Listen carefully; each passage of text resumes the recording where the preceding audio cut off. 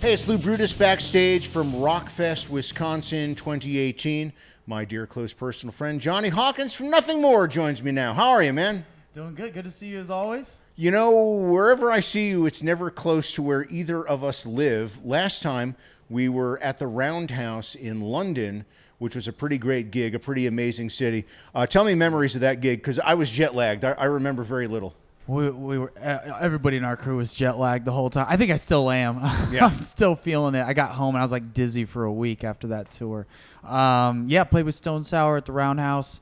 One of the coolest venues we've played. It's in London. It's like it's an old train station, I think that they Locomotive Roundhouse. Yeah, so they turned the train or whatever. You know, Yeah, I don't know the exactly, right yeah. terminology, but converted it into a venue and it's awesome. We always have awesome time there. So. You know, there was another really great-looking venue that you guys played on the tour in Estonia. It was like an abandoned church, and it looked like a Black Sabbath album cover. It may have been the coolest venue I've ever seen. Tell me about that gig. Tell me about the people. Tell me everything you remember. Yeah, so that was our first time to Estonia. Brand new experience to us. We did a lot of Eastern Europe this time. We went a lot deeper, thanks to Stone Sour. And this church or convent or whatever you want to call it was about, I think it was built sometime in the 12 or 1300s. And so it was really old, had all these secret little chambers that we couldn't even access. That was really tempting to It wouldn't be very try secret to, if you could access right? it. It made it a little more mysterious, like little, almost like dungeon-looking rooms with bars, real intimidating-looking stuff. But it was insane. Never played anything like that before. I was waiting for people to come out in robes with giant, chanting things. Satana. Pretty much. Instead, it was us making a ton of noise and a bunch of Estonian people just watching us because I don't think any of them knew who we were. Nobody was singing. There was like two people. I go, "Has anybody seen us?" And you see like that guy and that girl. And yet, even for the inhuman amount of touring you guys have done the last few years, I would have to think, I don't want to say you guys would have like giggled to one another, but you must have laughed a few times going, "Oh my God, I can't believe we're in Estonia. Oh my God, I can't believe we're in these other spots in Eastern Europe." Oh yeah. There was many pinch yourself moments, especially being there with Corey Taylor, which, we grew up and listened to Slipknot and they were a big band for us. And so to be with him and the guys in Stone Sour was amazing. One of the other, I would hope, highlights of Europe for you was beautiful Barcelona, Spain, one of the greatest cities on the planet. Yeah. Playing with that new set of kids. Right. Guns N' Roses. Guns N' Roses, yes. New kids. New band. Rookie band. You'll be hearing about them. Tell me about that experience. Yeah. So we played the soccer stadium, or I guess football stadium is the correct term. But God, that was insane. Was basically a stadium full of Guns N' Roses fans, and Volbeat was there as well. We've gotten to tour with them in the States in the past. They're great guys, great performers. And Rob Caggiano is practically European at this point, so pretty much. He was actually in the shower next to me right after the show, and we were both trying to figure out how to get our shower to work. So it was about 5-10 minutes of silence, and I could imagine him doing the same thing that I'm doing. We're both just sitting there wiggling it, and just like you couldn't get it to go any cooler. It was like boiling water. And kids file this under living the dream. Right. And in about 5-10 minutes, I broke the silence. I was like, is your shower like boiling hot? And he's like, and he just started laughing. He's like, yep. I was like, man, we had to just sprinkle little things in our hands, and that was our, shower. So we had conversations while we were waiting for our showers to cool down. And here it is, one of the biggest gigs in your life, right. and you're getting scalded 3-degree burns to remember it by. You'd think the showers would work, but. and I bring it up because it was a soccer stadium. You guys were over there far longer than I was, but it was exciting to be in Europe during World Cup.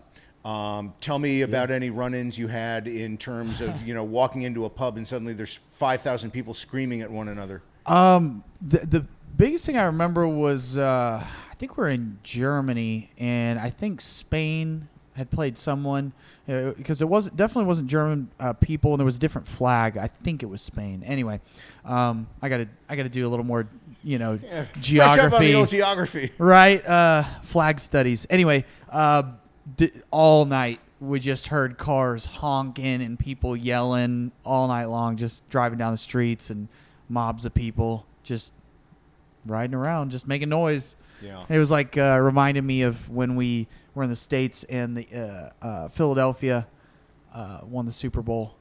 And I actually got the flu that day, so I was in a hotel room and I was trying to sleep. I was like the crabby old man, wanted to put my head out the window and say, "Shut the fuck up."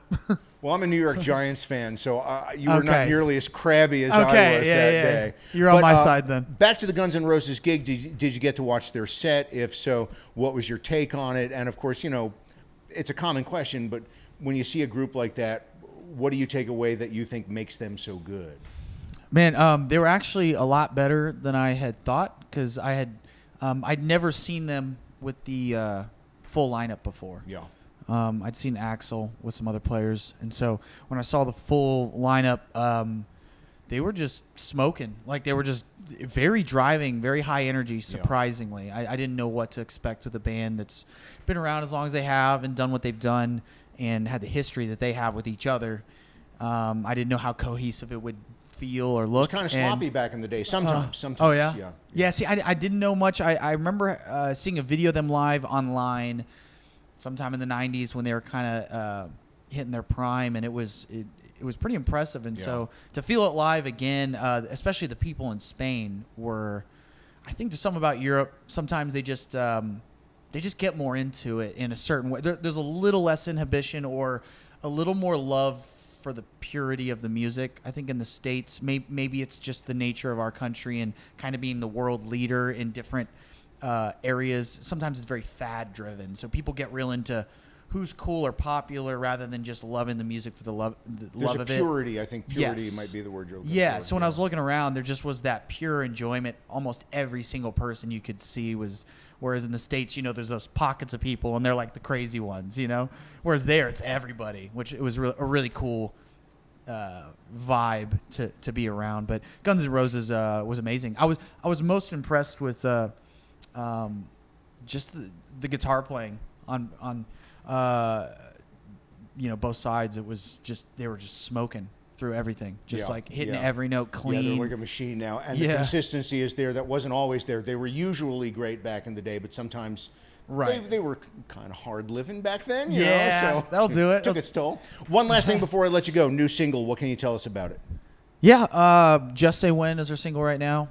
It's probably the softest single we've ever released. You know, we're a hard rock band for the most part, but this one was, you know, it's just straight. It's straightforward. It's raw. It's honest. It's an acoustic song.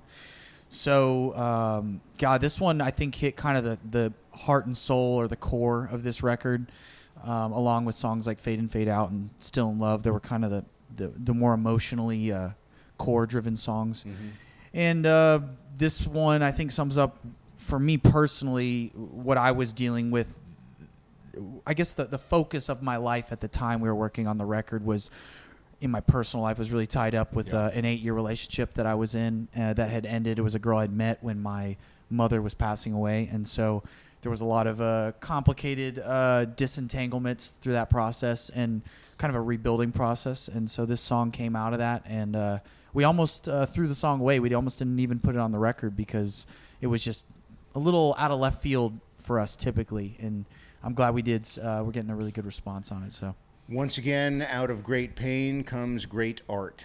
I know. That's why I just every day smash my toes with a hammer. You know, that's the 20 spirit. minutes, and then cause a relational, you know, failure or destruction of some sort. Misery begets success. There you have it. Direct from Jonny Hawkins, if nothing more. I'm Lou Brutus. We are backstage at Rockfest, Wisconsin, 2018. Thank you, Johnny. Yeah. Cheers.